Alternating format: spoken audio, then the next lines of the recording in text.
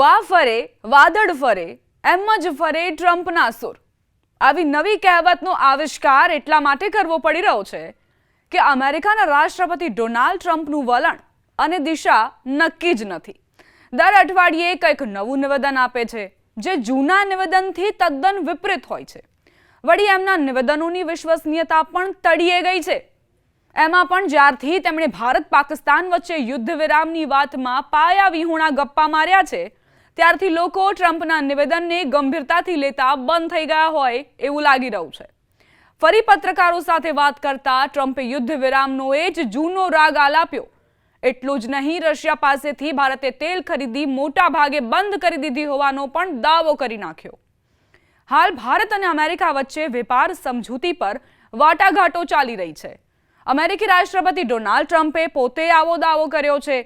આ વાટાઘાટો વચ્ચે ડોનાલ્ડ ટ્રમ્પે ફરી એકવાર પીએમ મોદીને પોતાના મહાન મિત્ર ગણાવીને તેમના વખાણ કર્યા.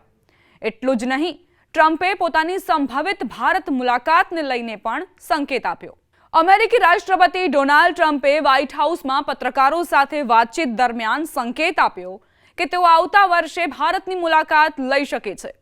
અમેરિકાના રાષ્ટ્રપતિ ડોનાલ્ડ ટ્રમ્પે ફરી એકવાર વડાપ્રધાન નરેન્દ્ર મોદીની પ્રશંસા કરતા કહ્યું કે મોદી મારા સારા મિત્ર છે, અમે વાત કરતા રહીએ છીએ. તેમણે એમ પણ કહ્યું કે બંને દેશો વચ્ચે વાટાઘાટો ચાલી રહી છે. પોતાની ભારત મુલાકાત પર તેમણે કહ્યું, જો પીએમ મોદી ઈચ્છે તો હું ભારત જઈશ, અમે તે નક્કી કરી લઈશું. મોદી એક મહાન વ્યક્તિ છે. જો કે ડોનાલ્ડ ટ્રમ્પે ફરી એકવાર રશિયન તેલ વિશેના દાવાને દોહરાવ્યો. ટ્રમ્પે દાવો કર્યો કે ભારતે રશિયા પાસેથી તેલની ખરીદી મોટા પ્રમાણમાં બંધ કરી દીધી છે. ટ્રમ્પ લગભગ 2-3 સપ્તાહથી રશિયન તેલ ખરીદી ભારત ઘટાડી રહ્યું છે એવા દાવા કરી રહ્યા છે. જો કે ભારતે આ મામલે કોઈ જ પુષ્ટિ નથી કરી. એવામાં ટ્રમ્પ કેમ વારંવાર આવું બોલી રહ્યા છે એ સમજણની બહાર છે.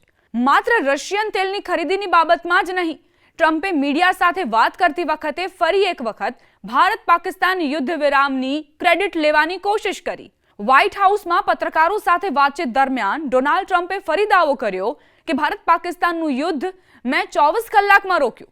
ટ્રમ્પના મતે 8 વિમાનો ધ્વસ્ત કરવામાં આવ્યા હતા. જોકે વિમાન મામલે તેમણે કોઈ દેશનું નામ લીધું નહીં. ડોનાલ્ડ ટ્રમ્પે કહ્યું કે બંને દેશ પરમાણુ શક્તિ ધરાવે છે. જ્યારે તેઓ લડવા લાગ્યા હતા ત્યારે 8 વિમાનો ધ્વસ્ત કરવામાં આવ્યા હતા. પહેલા 7 હતા, હવે 8 છે. મેં તે યુદ્ધને એક દિવસમાં ઉકેલી લીધું. જણાવી દઈએ કે ભારતે સ્પષ્ટપણે કહ્યું છે કે ભારત અને પાકિસ્તાન વચ્ચેના સીઝ ફાયરમાં અમેરિકાની કોઈ ભૂમિકા નથી. ભારતે કહ્યું છે કે પાકિસ્તાનની વિનંતી પછી જ ભારતે પોતાના નિર્ણય મુજબ સીઝ ફાયર કર્યું. સંસદમાં આપેલા ભાષણમાં ખુદ પ્રધાનમંત્રી નરેન્દ્ર મોદીએ સ્પષ્ટ કર્યું હતું કે ભારત પાકિસ્તાન વચ્ચેના યુદ્ધ વિરામમાં કોઈ ત્રીજાનો હસ્તક્ષેપ નથી. ઓપરેશન સિંદૂરના કારણે પાકિસ્તાનને મોટું નુકસાન થયું હતું, એટલે પાકિસ્તાની ડીજીએમઓએ ભારતના ડીજીએમઓને આજીજી કરી હતી અને યુદ્ધ વિરામ માટે વિનંતી કરી હતી. એટલા માટે ભારતે પોતાનું ઓપરેશન સિંદૂર સ્થગિત કર્યું હતું. How is your talks with Prime Minister Modi Great, going on a he's great. trade deal? And when It's do going you, good. He stopped buying oil from Russia. when do you plan And to he's a announce- friend of mine, and we speak, and he wants me to go there, and we'll figure that out. I'll go. I had a great trip there with Prime Minister Modi. He's a great man, and I'll be going. Novo Nordisk is in the middle You're of a planning to go to 10. India When do you next go year? ahead, please? No. You're planning to go to India next year, sir? It could be, yeah.